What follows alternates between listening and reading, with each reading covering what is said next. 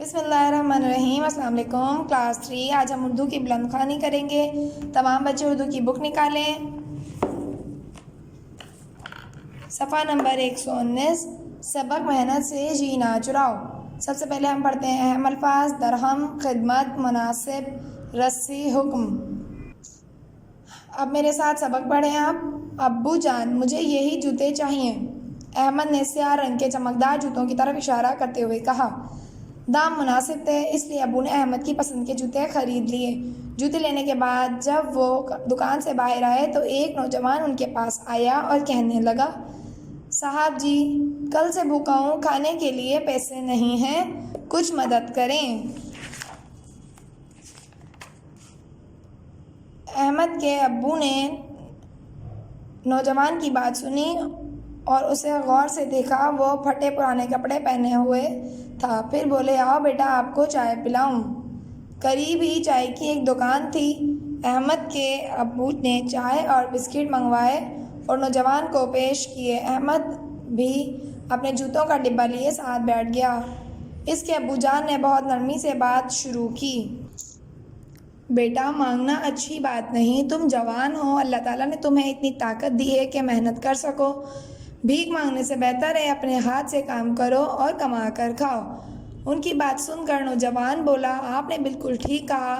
احمد کے ابو نے اسے سمجھانے کے لیے کہا، کیا تم جانتے ہو ہمارے پیارے نبی صلی اللہ علیہ وآلہ وسلم کو کسی کا بھیک مانگنا بالکل پسند نہیں تھا؟ جی ابو جان، ہماری استانی صاحبہ نے بھی ہمیں یہ بتایا تھا۔ احمد بھی بولا، احمد، آپ کی استانی نے بہت اچھی بات بتائی ہے۔ آئے میں آپ دونوں کو نبی کریم صلی اللہ علیہ وآلہ وسلم کی زندگی سے مانگنے کے بارے میں ایک واقعہ سناتا ہوں۔ ایک بار غریب آدمی پیارے نبی صلی اللہ علیہ وآلہ وسلم کی خدمت میں حاضر ہوا اور بتایا کہ اس کے پاس کھانے کے لیے کچھ نہیں ہے، بچے بھوکے ہیں، اس کی کچھ مدد فرمائی جائے۔ آپ صلی اللہ علیہ وآلہ وسلم نے اس آدمی سے پوچھا، کیا تمہارے پاس گھر میں کچھ ہے؟ وہ بولا، اے اللہ کے رسول صلی اللہ علیہ وسلم، ایک کمبل اور ایک پانی پینے کا پیالہ ہے۔ آپ صلی اللہ علیہ وسلم نے فرمایا، دونوں چیزیں میرے پاس لے آؤ۔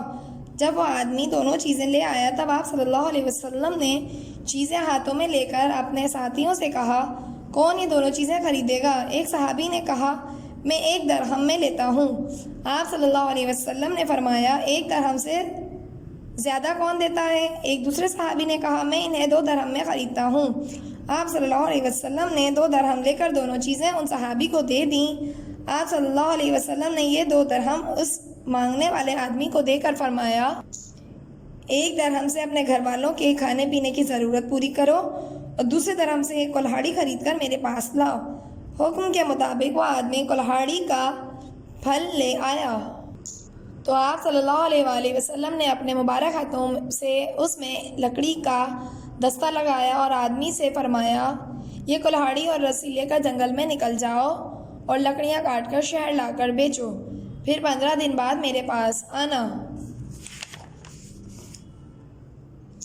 آدمی نے ویسے ہی کیا اور 15 دن بعد وہ پیارے نبی صلی اللہ علیہ وآلہ وسلم کی خدمت میں حاضر ہوا اور بتایا، اے اللہ کے رسول صلی اللہ علیہ وسلم، یہ کام کر کے میں نے 10 درہم کما لیے ہیں، ان میں سے کچھ کے کپڑے بنا لیے ہیں اور کچھ سے کھانے پینے کی چیزیں خریدی ہیں۔ آپ صلی اللہ علیہ وسلم نے فرمایا، یہ کام اچھا ہے یا وہ اچھا تھا؟ پیارے نبی صلی اللہ علیہ وسلم کا مطلب تھا کہ مانگنا اچھا تھا یا محنت سے کما کر کھانا اچھا ہے۔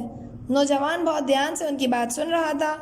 احمد کے ابو جان نے کہا، بیٹا، اللہ پر بھروسہ رکھو اور اللہ کے نام کے ساتھ کوئی کام شروع کرو، ہاتھ سے کام کرنے والا اللہ کا دوست کہلاتا ہے۔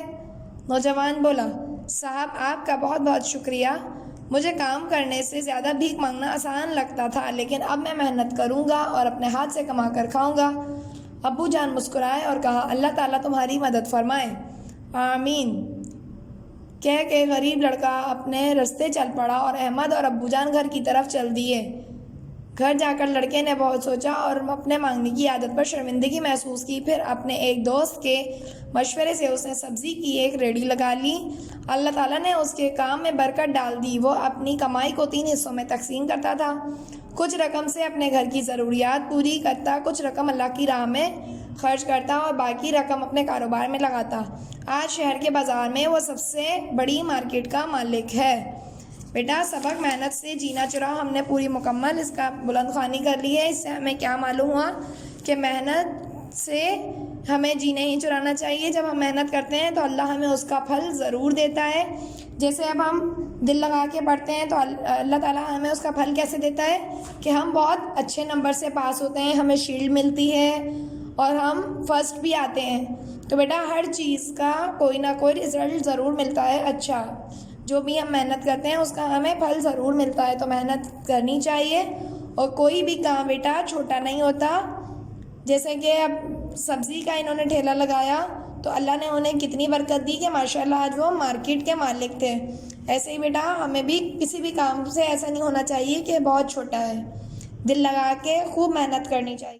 اردو ادب کی کاپی نکالیں، اب ہم کاپی میں ورک کرتے ہیں۔ صفحہ نمبر 46، آج کی ڈیٹ ڈالیں، CW لکھیں، نصاب برائے ماہ ستمبر۔ نمبر 1 سبق محنت سے نہ جی چراؤ۔ نمبر 2 سبق حکایت سعدی رحمۃ اللہ علیہ۔ یہ 2 سبق ہم نے ماہ ستمبر میں پڑھنے ہیں۔ اگلے صفحے پہ ٹائٹل بنائیے ماہ ستمبر سبق محنت سے نہ جی چراؤ۔ صفحہ نمبر 48 پر ہم کریں گے خلاصہ۔ آج کی ڈیٹ ڈالیں، CW لکھیں۔ نمبر 1 بلند خوانی، نمبر 2 مشکل الفاظ، نمبر 3 خشکت، نمبر 4 الفاظ معنی، نمبر 5 سوال جواب، نمبر 6 الفاظ جملے۔ آخر کے اندر بیٹا خاتمہ لگانا ہے۔ اس کے بعد اگلے صفحے پہ لکھیں گے ہم مشکل الفاظ۔ نمبر 1 درہم، نمبر 2 خدمت، نمبر 3 چمکدار، نمبر 4 خطبہ، نمبر 5 کلہاڑی، نمبر 6 تقسیم، نمبر 7 رسی۔